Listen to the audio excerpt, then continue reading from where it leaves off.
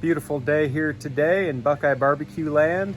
We're gonna do something a little different. We're gonna break out the Hunsaker Vortex drum smoker, and we're going to do some bacon cheeseburger meatballs. Yep, you heard that right, bacon cheeseburger meatballs. So I'm gonna take you back in time. I've already gotten these all ready, but I'm gonna show you that process. And then we're gonna get the Hunsaker charcoal basket lit and get it up to temperature, and we'll see you in a few. Okay, so I think I have everything out that I need, at least for now, to make these bacon cheeseburger meatballs. So I've got 3 pounds of ground beef here. You can certainly do this with less ground beef. This just happened to be the package we had. It was 3 pounds, so I decided to use it all. And so I've sort of adapted the recipe to, not that there's much of a recipe, but first thing we're gonna add is I have 1/3 of a cup of some deli style mustard. You can use whatever mustard you want here. You know, regular yellow mustard is fine. I sort of like the extra kick that the deli style mustard, stone ground type, brings to the equation. So get that out of the way. And the other thing I'm gonna add is I've got some salt, pepper, garlic seasoning. This happens to be Malcolm Reed's How to Barbecue Right AP seasoning. I really like it, but any type of all-purpose type seasoning salt, Lowry's would do fine. So we're just gonna add that to taste. And now we're gonna mix everything together. And this will take a little time here. You wanna get it fully incorporated. Need a little more leverage, so I'm gonna stand up here and just continue to mix. So I tell you what, we'll skip ahead here now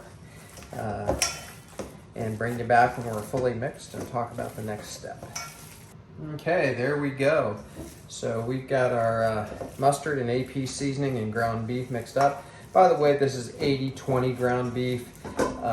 No special ground beef to use. I like to have a little more fat content in something like this, but you can certainly use some leaner ground beef if you want. And I also have a scale here off to the side. And you don't necessarily have to have a scale. I just think it'll be easier. We're gonna make 2-ounce rounds of ground beef. So I'm just gonna estimate the first one and switch to ounces there. Okay, just for the record, I guessed that is about 2.8 ounces. So we're gonna take away some here.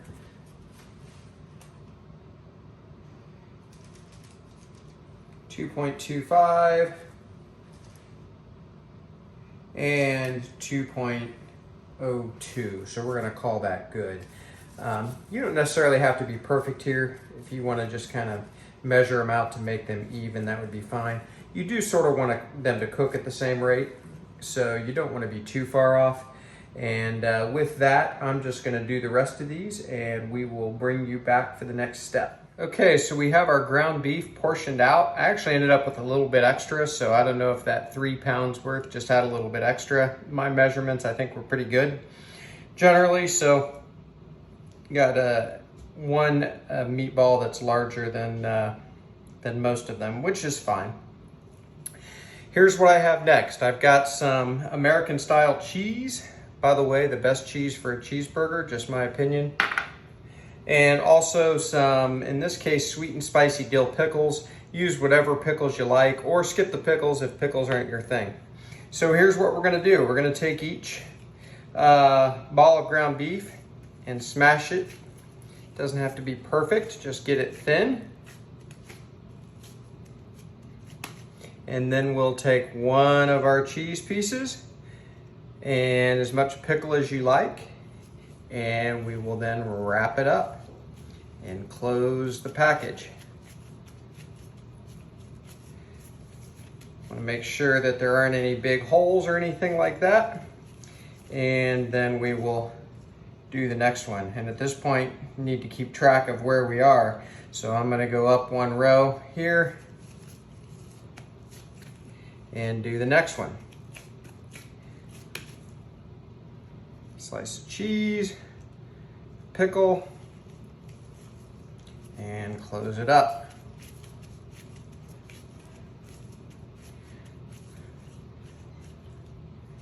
All right, so there we go. So we're gonna do the rest of these, and then this tray is gonna go out into the refrigerator, just like actually it was before this step too, and that'll just help these meatballs, especially now after we have the stuff in them, to come together and solidify, and so you don't get big holes in them when you're cooking them and have all of your fillings run out.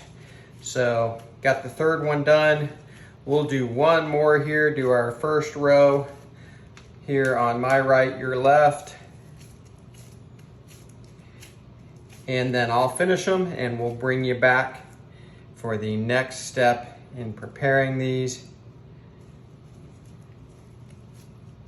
And we will see you in a few minutes.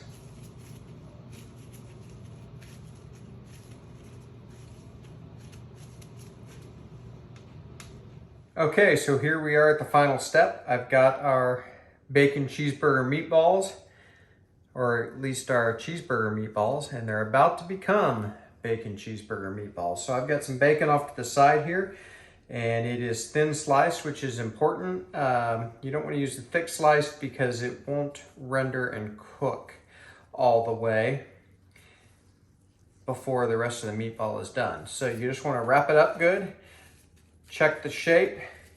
And the other thing you want to do as you're doing this, just make sure you don't have any openings where your insides will leak out.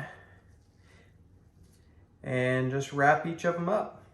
If you do smaller meatballs, like these are 2 ounces, if you only did 1 ounce, which you totally could do, you probably would only need half a slice of bacon. So just use your judgment there. And just try to cover the whole thing. And again, pack it good. Maybe keep the seam side down would be helpful. And so I'll do the rest of these. I won't bore you by making you watch the whole thing. And then we're gonna go back out to the refrigerator with these until it's time to cook. Again, it will help those meatballs set up a little bit, keep that filling inside, and probably be in there 2-3 hours. I'm not exactly sure when we're gonna cook these today.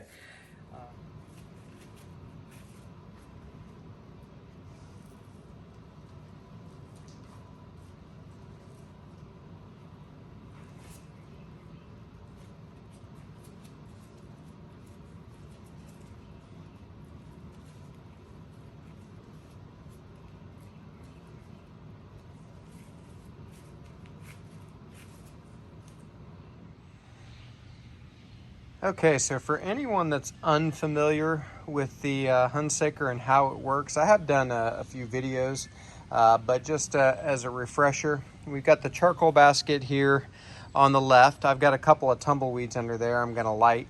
The airflow is controlled at the bottom with this foot pedal, and there's a starting position, which I have it on, which allows the maximum air in order for the charcoal to get as much oxygen as it needs to get those coals started. And so we'll just get the basket lit. I'm gonna take the grate out of here.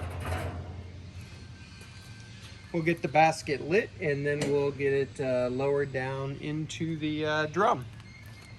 So again, I've just got some standard everyday tumbleweeds under here.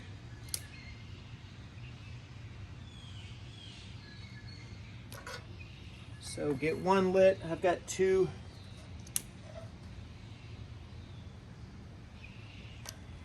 There we go. Get the other one lit. And I will get this drop down here in just a minute once I make sure these tumbleweeds take. So we will bring you back in just a few.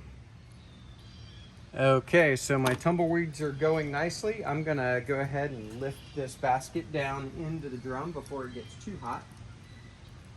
Just be careful there. And I'm just gonna drop it right into the center. There we go. Now, if you're familiar at all with the Hunsaker Vortex system, it's actually got a plate on the top of the fire basket that you can use that actually circulates the airflow and really provides good, even cooking. I actually am not going to use that today because I sort of want the drippings from these meatballs to drip on the hot coals and kind of create flavor that way. So I use the Vortex plate quite a bit, but sometimes I don't, and this is one of those times. So I'm going to leave the top of the lid open while this fire really gets going, and then we'll back our foot pedal down to the run position and get our lid closed. In the meantime, I'm going to get the meatballs ready. Okay, these coals are getting close, so I'm going to go ahead and get the lid closed. I don't know if I'm going to burn the crap out of myself or not. No, I'm okay. There we go. And I'm going to watch this temperature creep up, and then I'm going to get the vents shut down. This cooker, when it's set to its normal positions, loves to run about 300 degrees. For today, I don't care if it gets a little bit hotter than that, maybe 325 or 350 would be okay. I want to hold it to that though. I don't want it to spike too much higher. One thing about drum smokers, if you don't know this, when you open the lid, you always risk a giant temperature spike, and the temperature is rising quickly. So I'm going to go ahead and kick this foot pedal from start to run. There we go. And I'm going to close down the top vent just a little bit, just to restrict that heat and settle in between 300 and 350. And it is slowing down quite a bit. So I'm going to go get the bacon cheeseburger meatballs, and we will get this show on the road. I'm also going to grab a Labatt. So I had one last night waiting for the brisket to rest, and it tasted really good. It had been years since I had one, so I'm going to grab another one. We'll be back in a minute. Okay, we've settled in about 310 degrees, which is okay. It's going to take me a minute to get these bacon cheeseburger meatballs on the grate. So it'll probably spike. I wouldn't be surprised if it gets above 350 on the spike, but I'll get it calmed down pretty quickly. Nice thing about the drums is you can get the food pretty far away from the heat source. So the temperature is still pretty high, but you don't risk a giant fire or anything like that. So let's get these on. I got 24 of these bad boys. So what I'm going to do is I'm kind of going to do a concentric circle or 2 or 3, however many I need. And I'm going to leave a little gap, and I'm not going to close that circle. That way I have room to turn these and expose all the sides to. There we go. Leave a spot there. I'm going to run out of room pretty quickly here, actually. Hopefully I can get all of these on. Okay.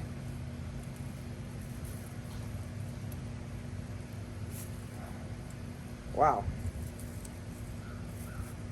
So the best laid plans here. I'm going to have to play Jenga here with these because I am running out of space.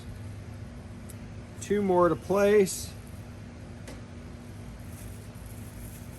And there we go. So I'll have to do the best I can with turning these, even if I have to keep them in the same spot. That'll be all right. I'll figure it out. So I'm going to get this shut, and we're going to let these go. All right, I will bring you back. By the way, my plan is for these to take 45 minutes to an hour and 15 minutes. I'm going to get my Thermapen, temp them between 160 and 165 and pull them. I'm just not exactly sure how long they'll take, so we'll see. So it's been a while since I've used the Hunsaker drum, and one thing I always loved about it is how rock solid it holds the temperature. That temperature gauge hasn't moved from about 318 ever since I closed the lid pretty much. So it is rock solid. I love it. So we're gonna open the lid here probably in 15 minutes or so, see if these things need turn and see how they're doing. So we'll bring you back. Okay, I'm gonna go ahead and see about turning these. I may not keep you here for the whole time, but we'll see how they look, show you one of them, and then I'll get them turned probably. Whew. All right, they're coming along. Bacon's rendering, looking good. So, there we go. We'll get one of those in there. So I'm going to get these turned, and we will bring you back in a little bit. Hosting is stressful. So normally you don't want to see smoke like that coming out of your smoker, but I thought I'd take this opportunity to tell you the difference between wood smoking like that and pork fat dripping on hot charcoal.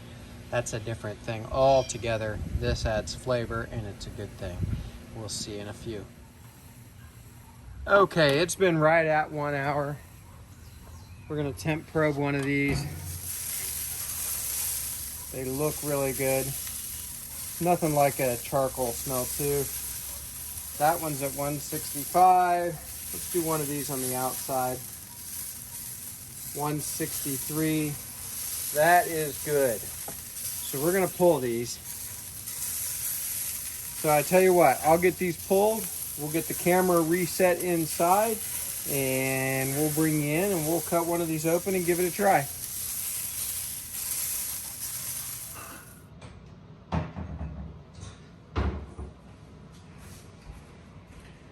Okay, so here's our bacon cheeseburger meatballs. So I'm gonna cut into one of these. We actually have a guest taste tester who's put in his request for how he would like to see or eat his meatball. So I'm gonna cut into one of these. Oh, got the cheese, got the pickle, ground beef. Of course, we seasoned it. And then we've got our bacon. Looks really good. I'm gonna try one of these without anything on it.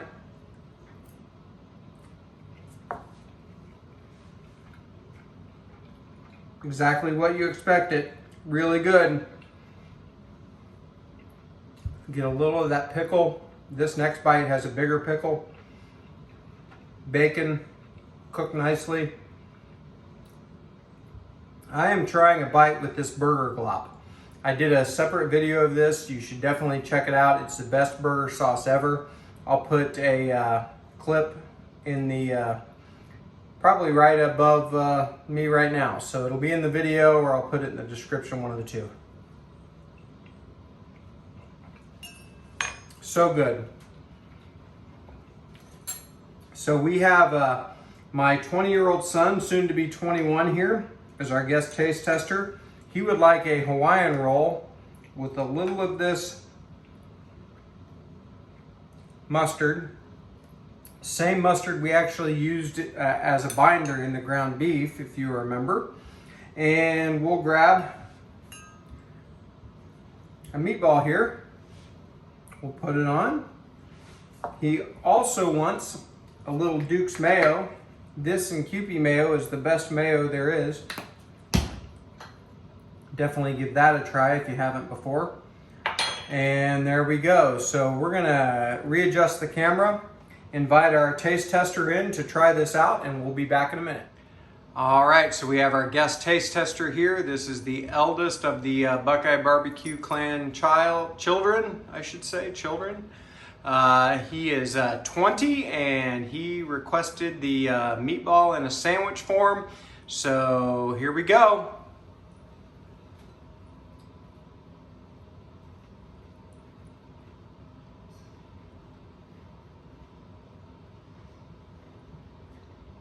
Took kind of a big bite there, so we'll give him a second. What do we think? I mean, it's a meatball wrapped in bacon. There's really no other answer to this. I don't know what anyone else is expecting, but it's delicious. It's very good. Awesome. And think it's pretty good as a sandwich as opposed to just a meatball? absolutely. I don't think there's any other way to eat it. You could sort of do a hoagie roll with those on it, almost like a meatball sandwich and a cheeseburger combined. I just thought of that. All right, well, thanks to Ben from BuQeye Barbecue trying this out on camera. I appreciate it. This was an impromptu ask. So thanks for joining here at BuQeye Barbecue. As always, I appreciate it. Do me a favor and like and subscribe and give this appetizer a try. You could do this on any cooker, any grill. Definitely some flexibility there. See you next time.